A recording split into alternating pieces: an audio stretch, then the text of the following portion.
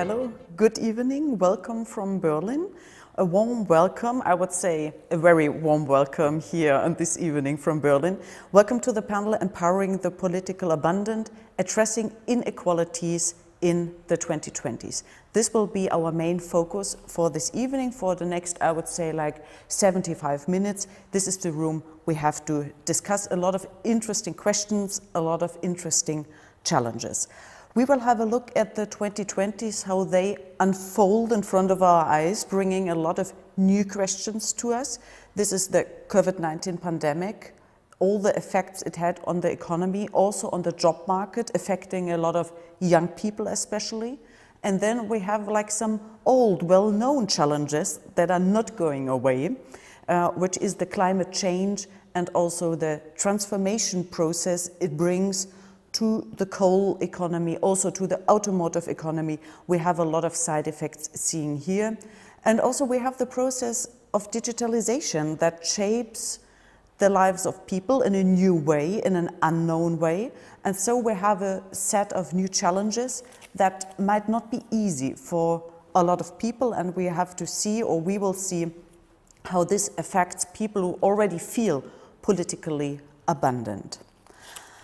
The main question we try to find an answer to is how can progressives shape the 2020s? This will be our main focus, and we will come back to this in the end, but I want to welcome our guests also to think about it all the time when they speak about the questions. We will have an international outlook on this question, the progressive answers for the 2020s. I'm very happy that I can introduce my panel. The first one is Hubertus Heil. He's with me in the studio here in Berlin Mitte. Hubertus Heil is from the Social Democratic Party, the SPD here in Germany. He is Minister for Work and Social Security, and he's also one of the patrons here for the Progressive Center. Mr. Heil, welcome to this panel. It's nice to have you here. Thank you very much. It's very hot in Berlin, and so and also very warm welcome, I understand. Yeah, and also we have now in Germany, as we run up to the elections, end of September, we have now the 2 last weeks of parliament business, so the days are full because the parliament still needs to decide about a lot of important laws that need to be done. So it's even nicer to have you here this evening. Thank you very much, it's very kind. Then I want to give a warm welcome to Nadia Calviño from Spain. She's the second vice president and minister for economy and digitalization. And she's part of a cabinet, I think that's really interesting if you look at Spain, that has 17 ministers and 11 of them are women, which is a record number in Europe. Mrs. Calviño, a warm welcome from Berlin. It's good to have you with us. Thank you. And then number 3 is Jamet Singh. He's a lawyer, a human rights activist, and most important, he's the leader of the New Democratic Party from Canada. And the New Democratic Party also belongs to the Social Democratic spectrum. Mr. Singh, it's good to have you here. We will talk about a lot of issues later. And then you will see Thomas Kralinski is with us, with that nice bike in the background that we can see. Thomas Kralinski is one of the co-founders of the Progressive Center. He's also a member of the board, and he also served as head of the State Chancellery for Federal Affairs in Brandenburg. The original title is much longer, but I just tried to cap it like this. He worked for the Bundesland of Brandenburg as well, and you will be our scene setter for tonight.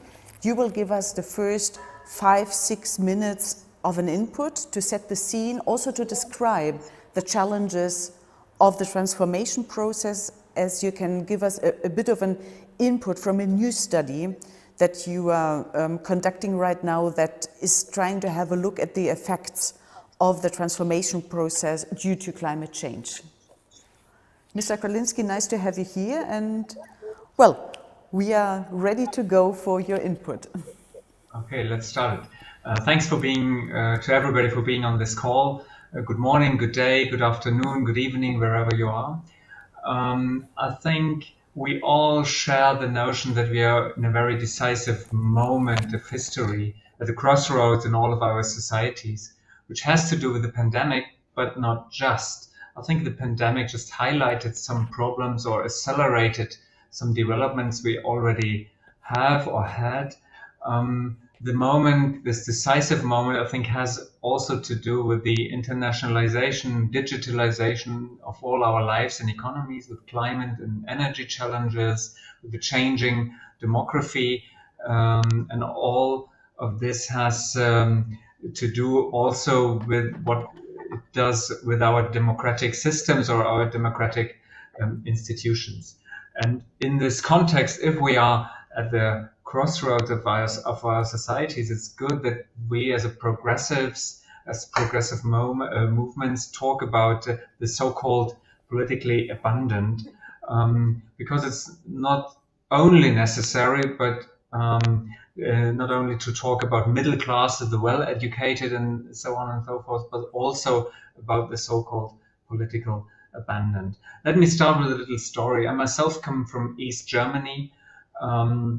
My grandparents lived in a tiny little town where I often have been to. 30 years ago, or just over 30 years ago, in this town there lived about 1,000 people. And the town had a supermarket, a butcher, 2 bakeries, a hairdresser, a bank, a small DIY supermarket. Once a week you could go to the movies. It had a pub, and what you today would call a gelateria, which is just an ice cafe, and it has a post office. 30 years onwards, the town is still there. It's 20 kilometers away from 2 growing and vibrant cities. It only has 700 inhabitants, so a third less. And what has been left in the local community is just one thing. It's the ice cafe. And the problem is it's actually about to close because the guy who runs it is going to retire very soon, and nobody wants to take over or work there. I think in this context, it's good to understand, or it is possible to understand, how and why people might feel forgotten. The German government had a commission where I worked on that looked on what was happening in East Germany within the last 30 years since unification. The question was, why did economic success, what we have there, does not lead to an optimistic society? Why does a fifth or even a quarter of the people votes for right-wing populists? Why is trust in democracy and democratic and social economic institutions is substantially less than in West Germany? And the Commission also conducted a study, and the central finding is where the state and public institutions, public infrastructure, I mean, in a broader sense, where these institutions and the state are leaving, populists march in. Which this finding fits to 2 studies that the Progressive Center has conducted 4 years ago. The first of the studies, and the second one is still in the field. These 2 studies consist of in-depth interviews with people in abundant areas, in abundant cities, and a couple of learnings also from the studies still in field are already visible and are to be seen.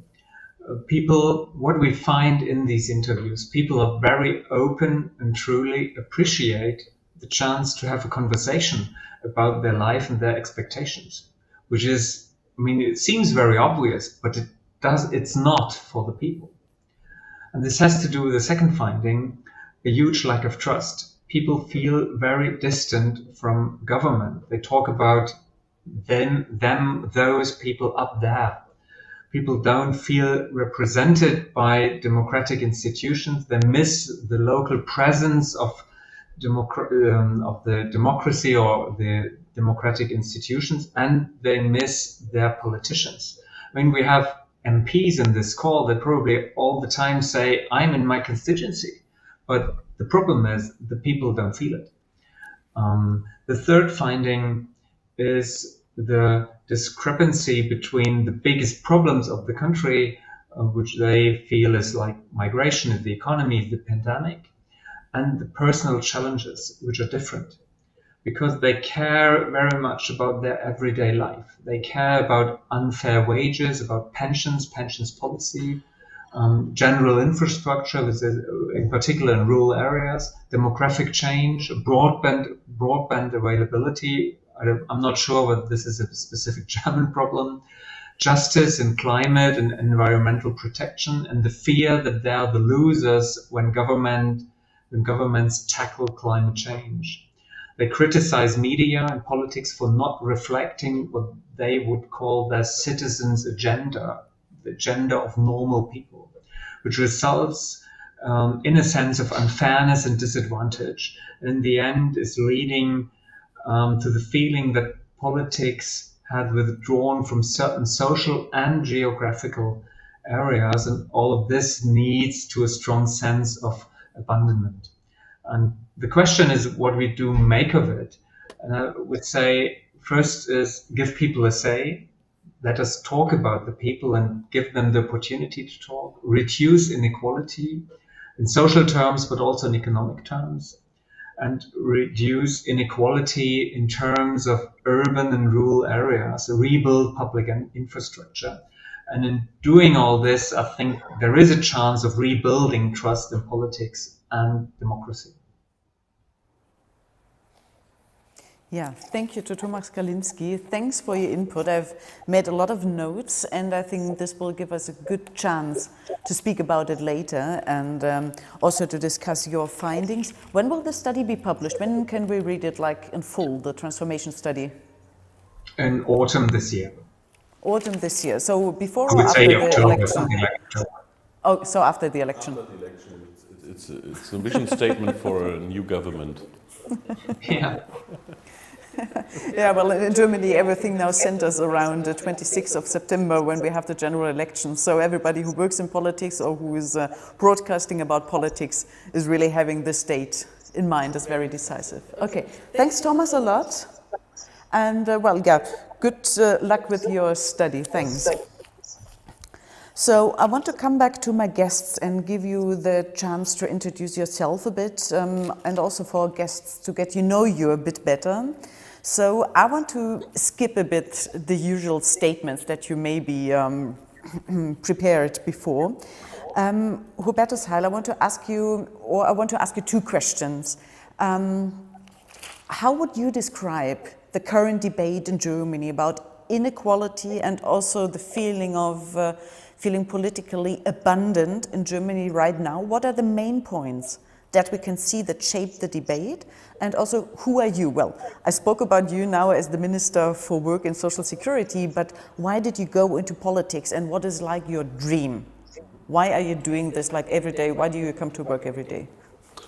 Well, thank you very much, first of all, for the pleasure to take part in this debate with distinguished guests from Spain, from Canada, and my good old friend Thomas Kalinski. To answer your question, I start with the second one. I also come from a tiny little town in northwest Germany, in Lower Saxony. And the idea why I start my engagement as a very young boy in that time in the 80s, 15 years, I come to the youth organization to the Social Democratic Party, the Young Socialists in that time, was question of equality in the access to education. This was the most important question. It's a question of emancipation, of the chances in life. It's about not the wealthiest get the chances, but every talent counts in the society. And this is still a motivation for me to fight against inequality. And it links to the modern thing. The second thing I raised up in this town, it was a steel town. 50,000 inhabitants when I was young. Now I'm 48 and there are 800 workers in this factory. 50,000 inhabitants of my hometown in the north of Germany, 10,000 people working in the steel company, now 800. So the story of my life is the story about structural change. But in the 90s, I moved from West Germany, from this town to East Germany. After the reunification, I met Thomas Kralinski. We met in Brandenburg later on. And in this 90s, there was not structural change. There had been disruption. And this belongs to our questions coming ahead. The question of inequality is not just a cultural question. A lot of progressives are debating about, I think it's totally right, somewheres and anywheres, and about more identities in one society, more diversity, and that's a good thing. But it's also a material and social question. And the question is there a society? And I think progressives say, yes, there is a society. We are not Maggie Thatcher. But the consequence for the challenges are coming ahead. The decarbonization, the digital change after the corona crisis, and also the demographic change are we ready to deliver as progressives a policy and politics for realistic hope that we can manage this change and give the people perspective? And secondly, this is a current idea, but also for the future, it's the welfare state stupid. I think in this crisis, once again, progressives have to recognize that we have nothing to fear but the fear itself.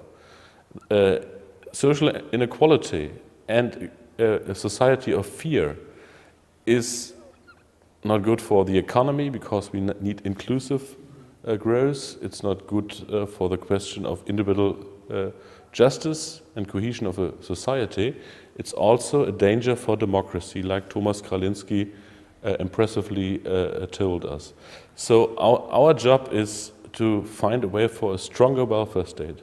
And I think one reason why Joe Biden is building a stronger welfare state in the United States of America is one reaction of the previous President Trump, and the question why workers voted for a right-wing president because they felt left behind by progressive Democrats before. And so we have these lessons learned, and we have to build a stronger welfare state and are managing change, the change of the 20s.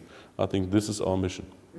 Yeah, thanks, Hubertus Heil. I want to give the word to Nadia Calvino. I want to give you the opportunity as well. Give us an insight in the current debate in Spain. How do you debate social insecurity, inequality right now in Spain? What do you see? What are the reactions? Is the reactions also to vote for a right-wing populist party, or are the reactions something else? So, well, let us be part of the debate in Spain, and also the question to you, what is your driving force? Why are you coming to office every morning? Well, of course, I come to office every morning to change the world, and that's what we are devoting our energy to. With a future-oriented agenda, I think to pick on what Hubertus was just saying, I think fear is exactly the opposite of a progressive agenda, a forward-looking agenda. And therefore, we need to provide certainty in a world of increased uncertainty, insecurities, particularly after the pandemic. And as I was listening also to Mr. Kralinski, I was three thoughts came to my mind, which are more looking back to the history of Spain, but that can give us some lessons for the future. My country, since the democracy arrived, is a country that lived through a period of growth, prosperity. You know, every generation was feeling we were better educated, the jobs were better, the infrastructures were much better. And so there was this hope, you know, going around, and trust that we were on the line to a better future. Now, this dynamic broke with the financial crisis. And even though Spain has had very strong growth for a number of years already, it took us more than 10 years to recover from the financial crisis in terms of the general macroeconomic indicators. But some of the scars had not been healed when the pandemic hit us. We had higher structural unemployment, youth unemployment, growing inequalities, child poverty. So actually, there was a lot of frustration and disappointment in the young when the pandemic hit us. And this brings me to my second thought, which is that actually the pandemic has hit again the hardest women and the young. And therefore, there is a generation which has only lived in a crisis, you know, and they feel that they no longer have trust that they will live better than their parents, and that we're on a positive drive. This is even worse in depopulated areas. By the way, depopulation and aging is a big problem in Spain too. And now we have to add to it not only the short-term impact of the pandemic, but the fact that to respond to the pandemic, we have been forced to issue massive public debt, which could be a burden to future generations and jeopardize their opportunities to make their own choices in the future. And I think this lack of intergenerational fairness is something we have to be very much aware of.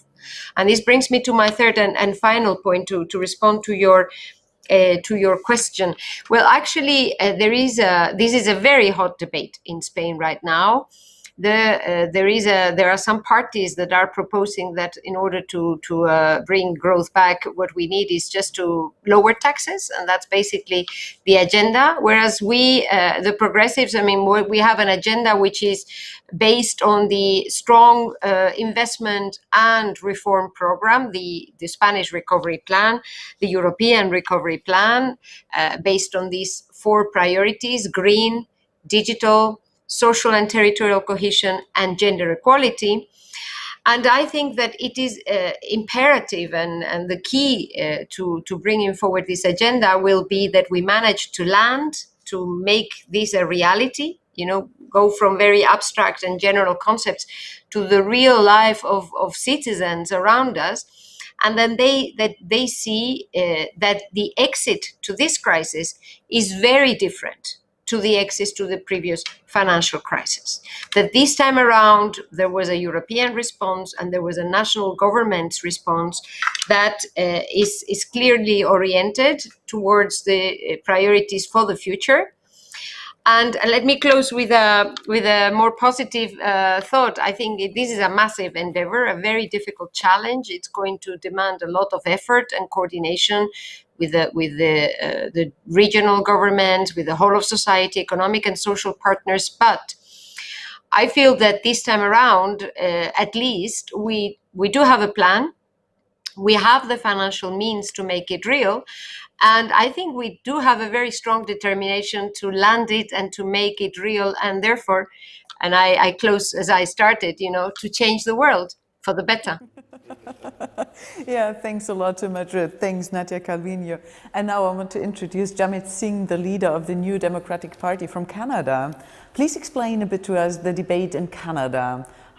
What is your main focus? What are the main challenges that you see in Canada concerning inequalities and also the feeling of people who feel politically abandoned? What do you see there? And also, I've already read it in the papers, I know it, but I think everybody else wants to know it. What is your dream?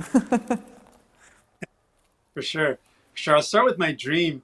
I am motivated every day. I wake up every day thinking about something my mom taught me as a kid, that we are all one, that we're not just connected, but when we see people suffering, that is us suffering. When we hurt the planet, we're hurting ourselves. But if we help the people around us, we are all going to rise together. And if we protect the planet and fight climate crisis, we're actually protecting ourselves. So that's one thing that drives me. It's a spiritual belief that is very core. And the other big thing that drives me is my dad.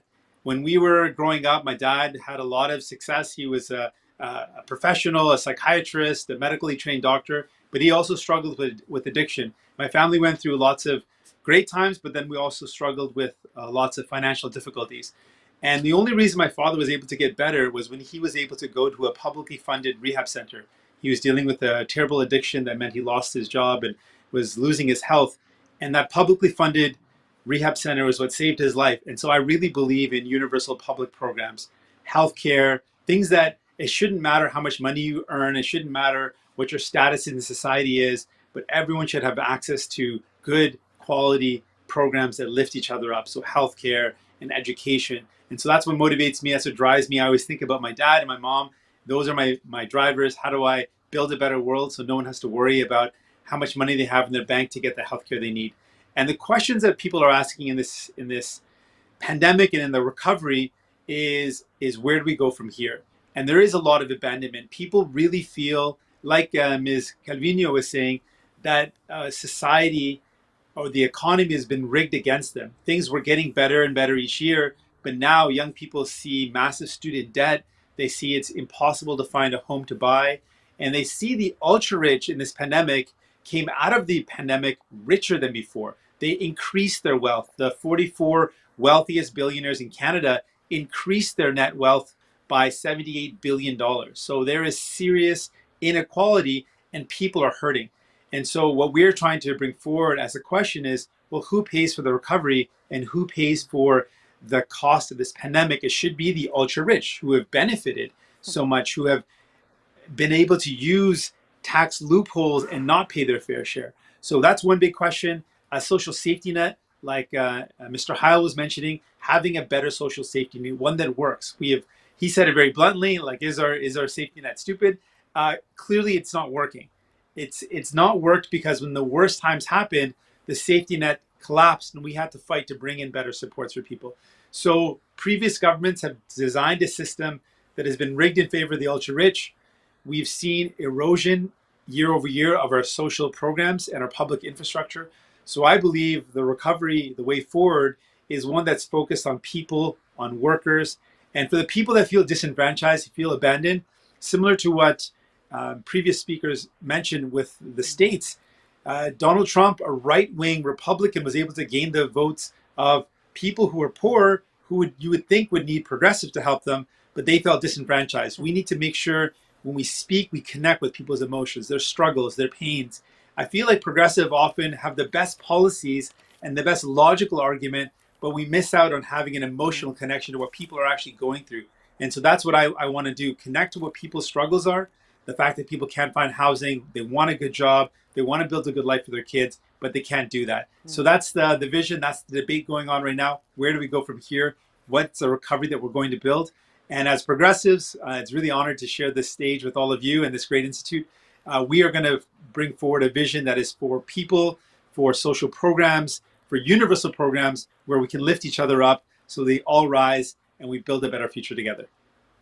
Yeah, thanks a lot, Jamit Singh to Canada. And I also want to introduce myself just very briefly. My name is Nadine Lindner. I work for Deutschlandfunk, which is a national public radio station in Germany. I work in the office that covers all the matters of parliament and also government. And I'm specialized, or since a lot of years, I work on the right-wing party, right-wing populist party AfD, and also the transport sector. So I see a lot of those debates happening there. And I also see, how can I say, the fight for political solutions in the parliament, in the everyday business. I want to come back to one word that you mentioned, Jamit, which is, I think, central to what we are debating here. And I would share your point of view that you say that progressives have like good ideas, good concepts, but they cannot relate, they cannot connect to the emotions of people. I worked a long time in the east of Germany, in Saxony, where they had those huge demonstrations, the Pegida movement. And it was very interesting because you could see a lot of emotions happening there. Well, it was hate, it was fear, but it was also the feeling of, at least someone's talking to me. There is some feeling of attention. And I want to come back to that point. How can we address people on an emotional level without being too simplistic and without being too populistic also on the progressive side. And I think one of the main questions, in my point of view, for the 2020s that are lying in front of us for the next 10 years that are about to come is, how do we tackle the fear that people are feeling that they are losers in climate politics? Because we have this debate in Germany now. Fuel is more expensive since the beginning of this year. It's just, well, you could say it's just a few cents, but the debate that we have on it is huge. And I think it's just a starting point for what is about to come in the next year. So, Jamit, I mean, you brought in the point with the emotions. You have this, you're analyzing it now, but do you have a solution? Do you have a way to find a more emotional approach and also to tackle that fear? Because I think Canada is also facing some serious challenges with the phasing out of coal and the end of the coal industry in your country. Absolutely. And those are real questions, and there's a big challenges. So I would say there's two things. One emotion that the right wing uses very well is fairness. And I think fairness is something really basic. You know, kids, when they're growing up, they say, oh, that's not fair. They think about fairness. It's very early on in our lives where we think about fairness and we think about the world through that lens. And so what the right is doing is they make the question of fairness and they say, oh, is it fair that new immigrant is taking your job? So they frame that fairness and turn workers against each other, because whether it's a new immigrant or someone who's been in the community for a long time, they're both workers. They're not the elite. They're not the ultra wealthy. They are in a similar struggle. And so really we want to realign the fairness and not have workers fight each other, but say, well, it's not fair that the ultra rich can hide their money in a tax haven. It's not fair that the ultra rich can hide their wealth and profits and not contribute back. Everyday people contribute, but the ultra rich don't. So we can shift that fairness argument and use that emotionally to realign where the problem is. It's not our fellow workers, but it's the ultra rich and the system that's rigged in their favor. That's one. The second piece is, anytime we talk about the climate crisis, we always say that we will never have a future where we are tackling the climate crisis unless workers are at the heart of the plan. And that way workers don't feel like they're being ignored. They have to be at the heart of the plan. And workers know they want a job that's there for the long term. They want to have a predictable job. And jobs that are in sectors which are being phased out or sectors which are less profitable because of the way the world is working, workers also want to know that there's some security and there's some stability. So we can address that fear by saying we will not abandon workers. They will be at the heart of our plan. And there is opportunity. You know, we can turn the fear into really an opportunity. We can create good opportunities when we are tackling the climate crisis. We need to create more jobs to tackle this crisis. We're going to need to create more jobs to create a more sustainable economy. And to do that, we are going to focus on giving workers a great opportunity to build a good life for them and their families.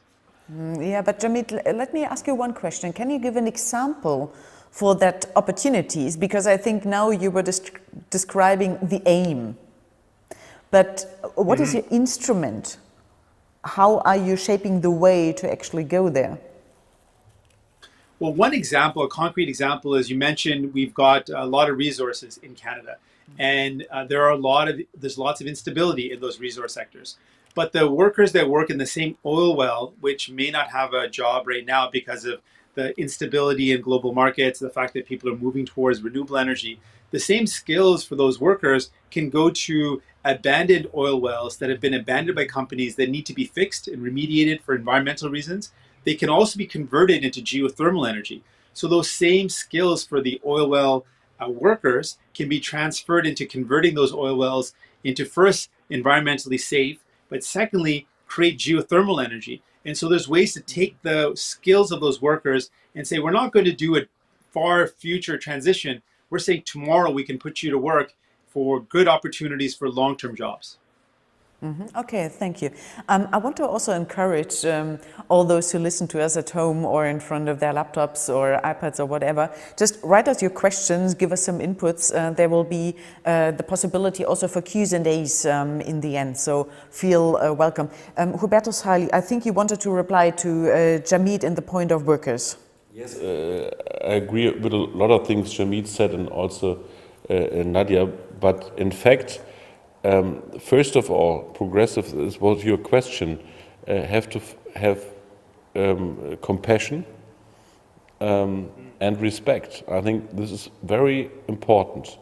If there is no compassion for daily life for people, if we are beyond the minds and the hearts of people, and we are just engineers of power as progressive, we will lose ground, and we lost ground, to be very honest.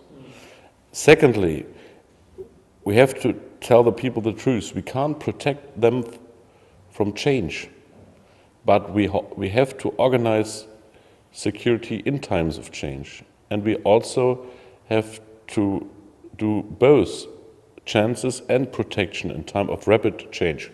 I will have a concrete idea. What we talked about, digital and ecological transformation of our economy. Germany has 22% of its growth of industrial-based production. And this is very important for us. And it's not easy to change in a rapid, you call it, in rapid times, our economy, but we have to. And the question is, what do we do with the regions? Do we invest in them and in modern technologies? Is there steel production and automotive production in 10, 15 years in my home region, Lower Saxony? The answer is technology. It's a question to invest in renewables and in infrastructures, but it's not easy peasy to deliver this policy, this investment policy, this public investment policy and the private investment on this in this short time, but we have to. Secondly, we have the question of work, of jobs. It's about reskilling and upskilling. It's about not just to have an insurance for unemployment, but an insurance for employment, which give chances to find reskilling and upskilling or learning a new job. Very concrete perspectives for the people. It's lifelong learning. And last but not least, it's a question of respect. It's a question of respect and good wages. This is very important, because if we tell workers working in a factory with a good wage, okay, sorry, it's over because there's climate change, there is no production anymore, and there is just a service job for you with bad wages, we will lose ground, and we lost ground. And one example is what Thomas Kralinski told about his hometown in Saxony in the early 90s and the situation of this Gelati town. And this lesson we have to learn, that we have to build a concrete answer for the next 10, 15 years on our agenda to give hope that we can deliver a good change for our country. Well, but let's come back to this. You said that you already lost ground. I mean, that is true. Obvious. We had, well, it's obvious, like in the for the national election, the SPD is around 15%, coming from 20, maybe 16, depending on the institute who is doing the poll. But also we can see it now. We just had the last weekend, we had a regional election in the Bundesland, or in the region of Sachsen-Anhalt, Saxony-Anhalt, which contains of 1.8 million people. So it's not huge, but still it was the last indicator before the national election end of September. And for the Social Democrats and also for the left party, it was a disaster. It was a disaster. And also for the Greens. So for the whole progressive spectrum, it was a complete disaster. You can't say it without other words. And also one point that was really problematic for the left party and for the Social Democrat party is that the trust that those two parties can rebuild a socially fair society, or the competence, the value for competence in social justice, it was also a disaster. It was 17 out of 100. So I would like to ask you, what is your learning from this? Because I think you have this plan in your mind, focusing on respect, fair wages, chances from new technology, but obviously you can't connect with the voters. Well, to be very frank, it was a disaster for us. But there are different situations in different regions in German Länder. As I mentioned, I come from Lower Saxony. We won the last election. We won the election in what is the English word for Rheinland-Pfalz? Hamburg, Brandenburg, Mecklenburg-Vorpommern. It's not always the same in one country. It's very different. But the big question is, what can we do to find support for our progressive social democratic way? And where is the trust of the people?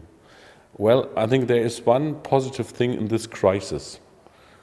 I think a lot of people learned that welfare state matters. I'll give you an example. We had the short-time work allowance. It saved millions of jobs. And our democratic social welfare state was very rapid in times of trouble. On the other hand, we saw where the problems are. The frontline worker situation, for example. Everyone gave applause to them. The nurses and the bus drivers and people are working in a supermarket. But the question is there just applause, or are there better wages and better perspective for them? And I think we have to be the party to give our country an economic perspective and a very concrete social perspective, that are not working poor in our country. The question of respect, a very, I think, impressive ideas for getting back in the lead of a country. Michael Sandel, the famous author in the United States, gave us, that we have to have a concrete answer, and there's a big idea of the society of respect. I think this is the direction you have to go. Okay, thanks. I want to give the word to Nadia Calvino and also come back to the question, I think, one of the main questions of the 2020 years, the question of climate change, the fight against climate change, and the changes it brings to certain societies. Ms. Calvino, can you give us an insight of how the debate is led in Spain? What are the challenges that you face? What are the instruments that you use to address it? I don't know, does it affect the tourism sector, or is it also the automotive sector that is under pressure? How do you see this? And I would give in one point that Hubertus Heil mentioned, the working poor. Is this one point that is maybe in Spain relevant for young people who work in platform economy or in jobs like Uber, Deliveroo, who have jobs but who don't have social security and who don't have good wages? And how do you tackle this? Yes, thank you very much. I mean, I think this discussion is extremely interesting and insightful, because the challenges are quite common to all of us, I think. And I will make a wrap-up conclusion on some of the points. But let me say, I was very intrigued by the reference to fairness made before, because I fully agree with the issue of emotions, particularly now that we're coming out of this crisis and people are extremely stressed and tense, and it's been very tough. You know, people have lost their relatives, they have been sick, and we just had an election in Madrid, and there was a landslide victory to the right-wing Popular Party, despite the fact that the president of the region had actually had higher death rates and sick rates, no budget approved, not a good management of the crisis, and not a good economic management. And the socialist candidate was putting forward a responsible government that would have a good management and, a serious sort of campaign. And people voted for the other candidate because she had this word, freedom. So this was what mobilized everybody. Freedom to go out, freedom to go to the bars, freedom not to pay taxes, freedom. People have been in their houses secluded for a year, and the word freedom was the one that brought them out, to vote massively. And so I think that this is an important point. I'll come back to this in a second. Secondly, climate change is one area, one policy where there is this intertemporal conflict. There is a trade-off. This is very good for the future, but it may have a negative impact in the short run. And indeed, we have had exactly the same sort of challenges, and we are having the same sort of challenges. Car manufacturing, Germany is the first car manufacturer in Europe. Spain is the second. We are the second car exporter in Europe. And therefore, we absolutely need to foster and support the transition to the electric car. And so this was the first strategic plan, program, or projects that we have announced. The King of Spain, the President Sanchez, they announced the first strategic project we want to fund with the European Recovery Plan is the transition to the electric car. This is very challenging. It means bringing together lots of public and private players throughout the whole value chain. But we are very clear that this has to be a top priority, and we want to succeed and continue to be one of the leading car manufacturers in Europe. And for the coal mines, we have been at the forefront in closing them for some years. We have done it after a negotiation with the unions, so it has been a well-managed process. Coal-fired plants have decided to close faster than we had anticipated due to the price of CO2. And so we are now facing the challenge of investing in those regions which have been, losing economic opportunities. We just issued last week a public invitation for projects to be presented in order to avoid that these regions feel left behind, and abandoned, to use the expression used before. To us, the recovery plan is absolutely instrumental, because that can provide us with the resources to undertake the necessary investment to make digitalization and the green transition a success. And, this is obviously what we need to do in the middle to long run. This is going to be a success, but we need to make sure that it is also a success in the short run. And this is why, by the way, social and territorial cohesion is the third top priority in our plan. As I mentioned before, green, digital, social and territorial cohesion, and gender equality. But the debate this week, actually, which I think is very similar to the one in Germany, is due to the CO2 price, which has gone up above $50 per ton, much faster, much earlier than anyone could have anticipated, is the whole debate on energy prices. Because it coincided in Spain with a new tariff system that is aiming to have a more efficient use of energy at home. So everybody's discussing the right time to put the washing machine on, and how to make a more efficient use of air conditioning. Also, the heat wave has come just now. So I think this is the perfect example of how the progressives, we need to provide, on top of an attractive agenda, we need to respond to the citizens' needs, priorities, and concerns. And this is I think, the top challenge we have. This is my final remark. Yes, for Spain, the working poor, as I was saying before, has been the new reality after the financial crisis. And this has been dragging our economy for more than a decade now. And so we need absolutely to make the green and digital transition a success, so that good jobs, performance, and productivity increases, that we invest in human capital, and we are sure that the salaries will be appropriate for citizens, for persons to lead a life, particularly for the young. And so the recovery plan is covering this this is our top priority. But even if we have a perfect plan, and even if we have a perfect agenda, I think that the main challenge, and this comes back to Huberto's point and also to my initial remark, is that the reality is very complex. And the responses to the challenges are very complex too. And there is now the rhythm of communication and the way messages come to citizens is so fast that it is very important to capture these in simple terms and simple feelings. The same way the word freedom was key or instrumental to visualize what the economic program was. I think that we absolutely need to find those words that synthesize our vision for the future. And fairness is, of course, one of the traditional ones, representing the progressive agenda. But maybe we have to be a bit more creative to find these words that will try to synthesize the complexity around us and these ambitious and difficult agendas, if we want to really get to the hearts and to the minds of the people. One more question. Well, you said that people are discussing about the energy prices right now because Spain has a more or less similar debate to Germany. But my question is, what do you say people who address their fears and also their economic concerns, speaking about energy prices going up? Because I think the problem is, for a lot of people, energy prices are a very concrete, a very everyday, a very down-to-earth worry, because you just have the income that you have.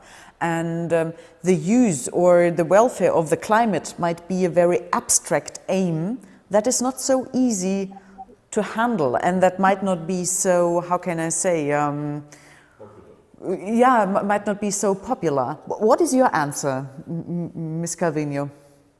Well, we're working very hard to accelerate the transition towards a higher share of renewables.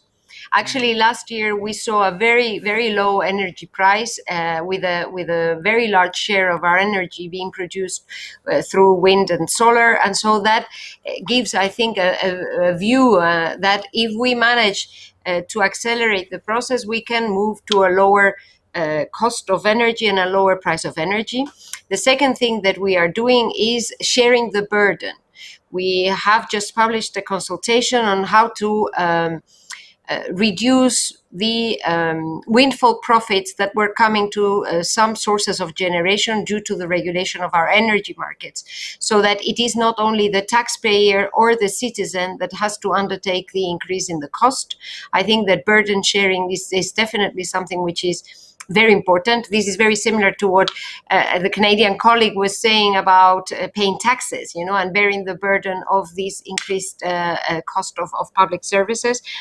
But in the short run, the difficulty is that CO2 price hike has coincided with the new tariff system, and also with as I was saying, the higher temperatures, which in Spain is a major issue for air conditioning.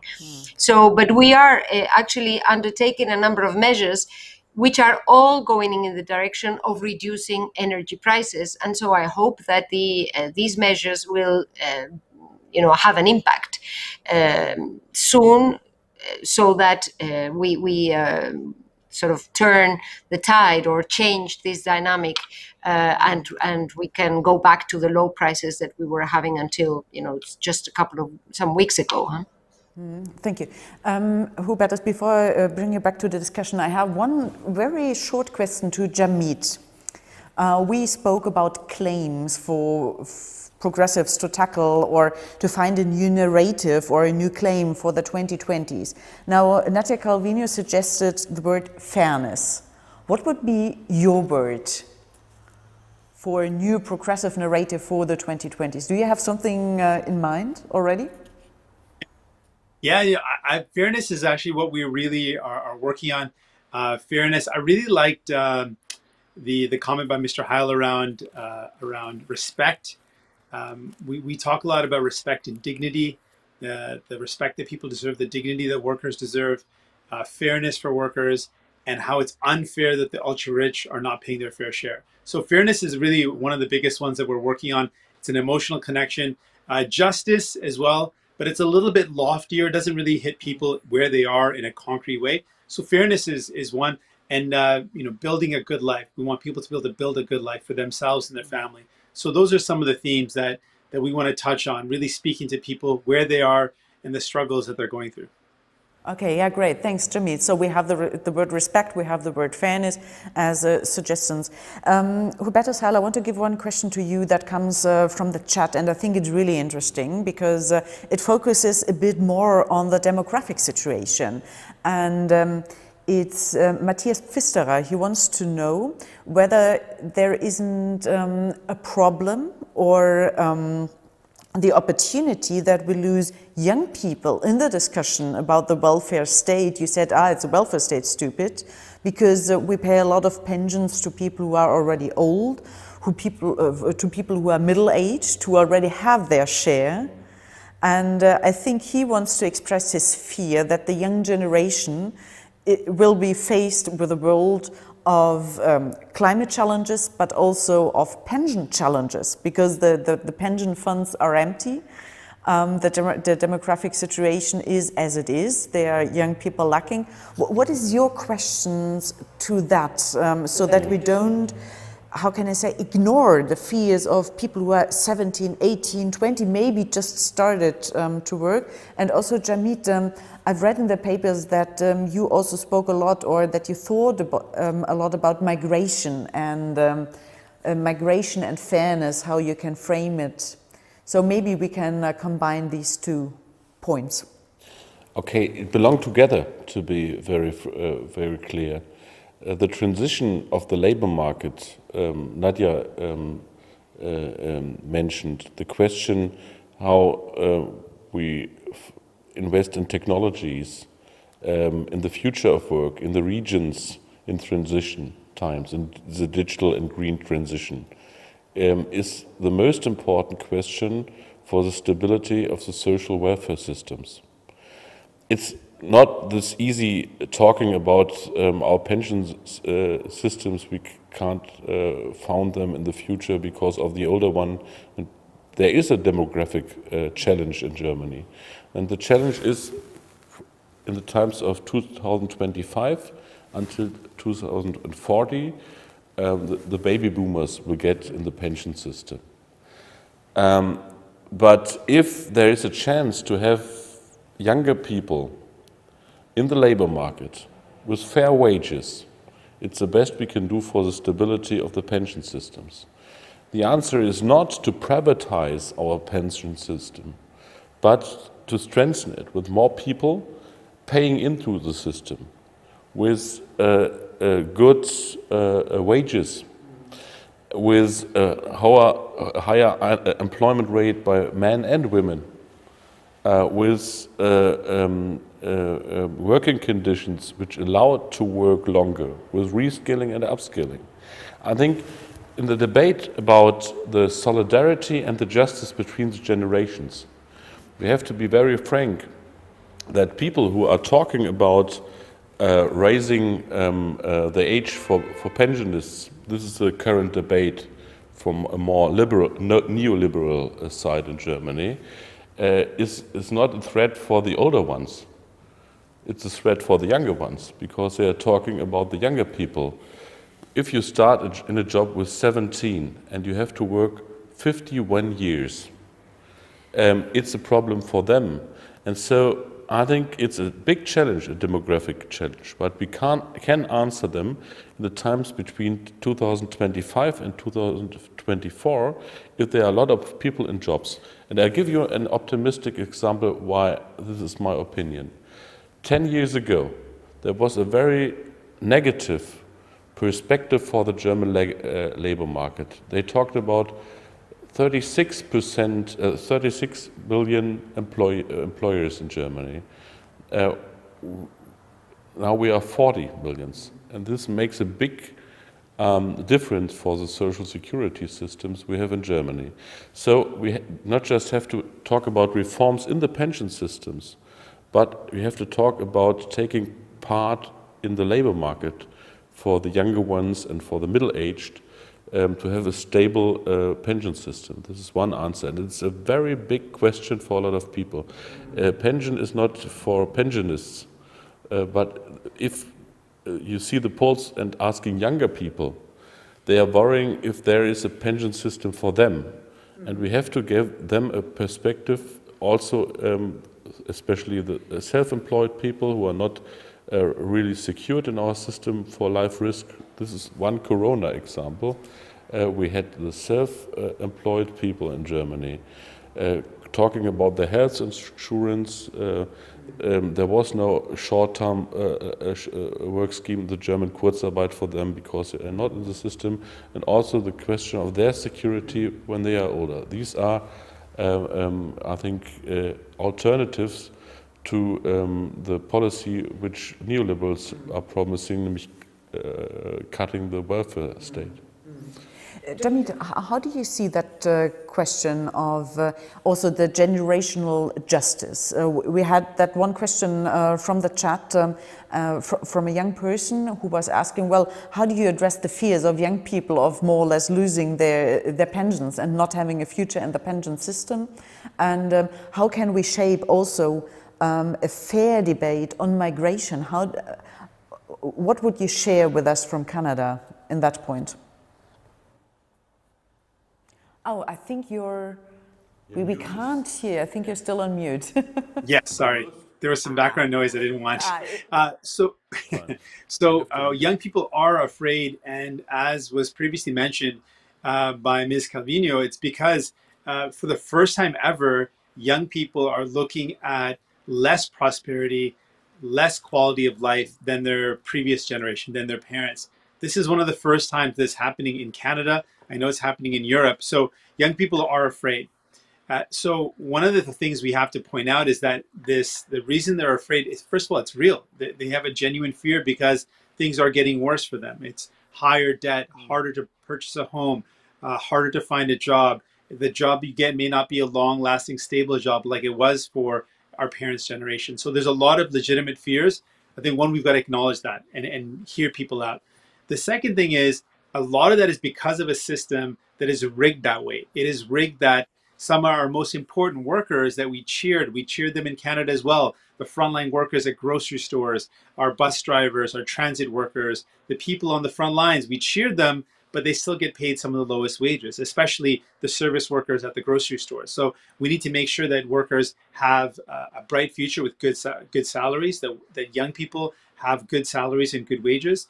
And to tackle the question of migration, in Canada, we've seen that it is a strength. When we bring in immigration, it is something that is seen as an economic driver. People come into communities. Even international students make up a significant population of the migration. They come to communities and contribute. They work in those communities, particularly in more rural communities where there are less workers sometimes because people move out of those communities and there's an aging population. Young, new Canadians, new immigrants come in and provide more opportunities for work. They're able to give a boost to the economy. So we've shown with lots of clear evidence that it is actually good for Canadians. It is good for our society to have immigration. It has been a contribution and a benefit. And so we've talked about that. And I think that we've gotten to a good spot where people really are seeing that benefit in their communities. Okay, yeah, thanks. I want to ask a question also to Ms. Calvino from Spain, and I want to ask you as well, one point that I have on my list like for the whole evening, what is the role of women in the narrative of progressives to tackle the challenges of the coming years, of the 2020s? Is there a special, how would I say, female answer, female narrative that you can provide? And what are your experiences as the second vice president and the Minister of Finance of Spain? What is your contribution to that?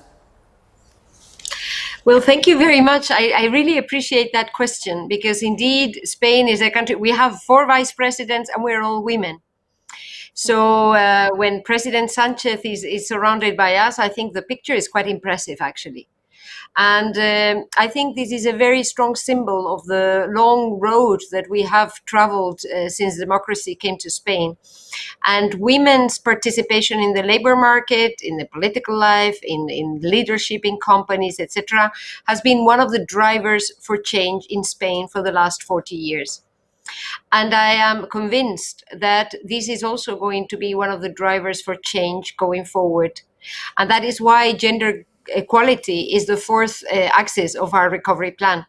Because if we manage to mobilize women and close the gender gap, GDP can grow by more than 15%. It is not only a matter of a fair society, it's economically sound, that we use the talent of 100% of our society. The Spanish society is actually quite feminist, quite egalitarian. More than 90% of population think that women should have the same participation. So in that sense, we are in a positive environment. But I absolutely think that it is the female skills that are also going to be key in this new phase going forward. not to say that our male colleagues don't have those skills. Don't get me wrong, and and I am, I'm absolutely convinced that Yamit and Hubertus have the necessary skills. But I think, working together, we can make a much a better, I think, contribution at reaching the hearts of the people. And this brings me to my. The reflection I was having when you were mentioning the words, that can drive us forward. I actually was thinking the three words I use in all my public statements, and more, I have just realized more and more, these are the three words I always use. And I think it is because I am responding to to what people are feeling right now. And people feel that they are in a crisis, that there's a lot of uncertainty, and that there's fear. And as I said before, fear is the opposite to a progressive agenda. And so the words I use the most are stability, confidence, and hope. And I think hope is probably the one that actually has this forward-looking vision that we will be able to go back to the road of prosperity and welfare and dignity that we were on before the financial crisis hit us. We will go back to that, and that in order that word confidence and hope, which in Spanish is esperanza y confianza, are two words I use in all my public statements, or almost all. And I just realized, so those are probably the two words that to me symbolize what a progressive agenda means nowadays.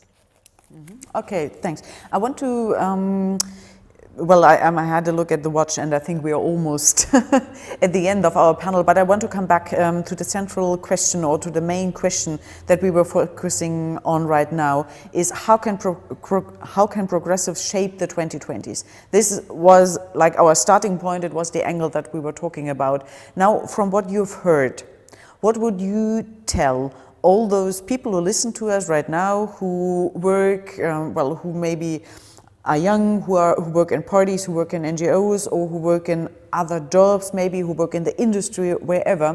What would you tell them how they can shape the 2020s in a progressive way? What is your main point? Maybe, well, let's make it short. Let's focus on 1 minute. Well, as Nadja said, our words are similar, and our mission is the same. It's about hope, or in Germany, in our campaign, we call it future. It's about respect, and it's about Europe. And the good news is that we work together with progressives to find common answers on a global and a European level, fighting against climate change. Because reacting on crisis, more resilient economies, finding a European framework for minimum wages and collective bargaining.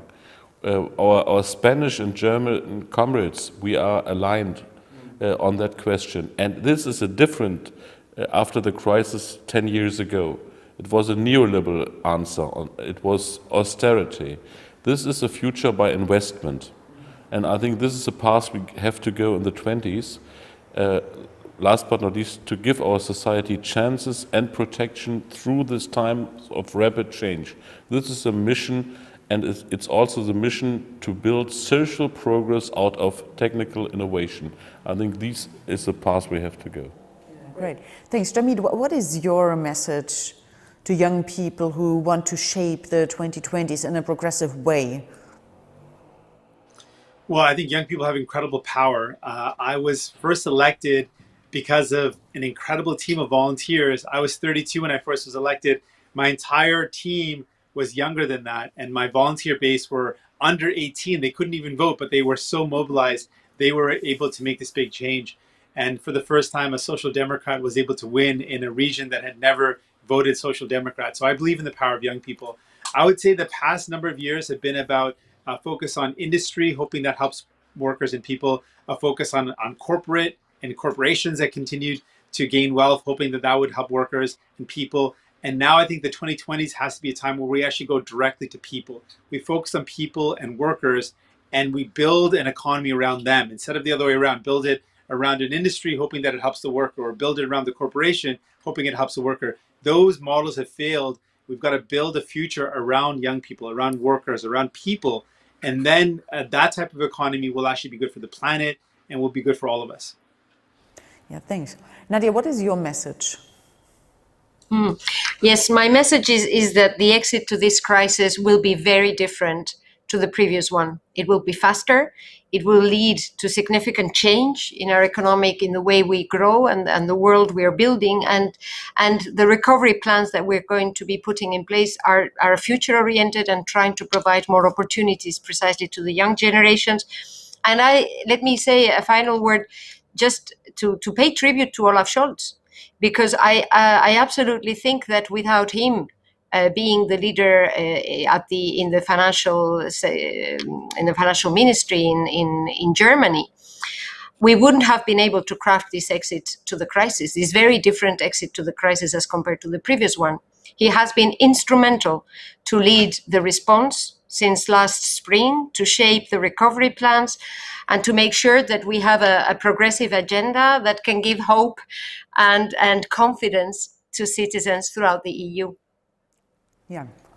Thanks a lot. Thanks for that panel with the question of how progressives can shape the 2020s.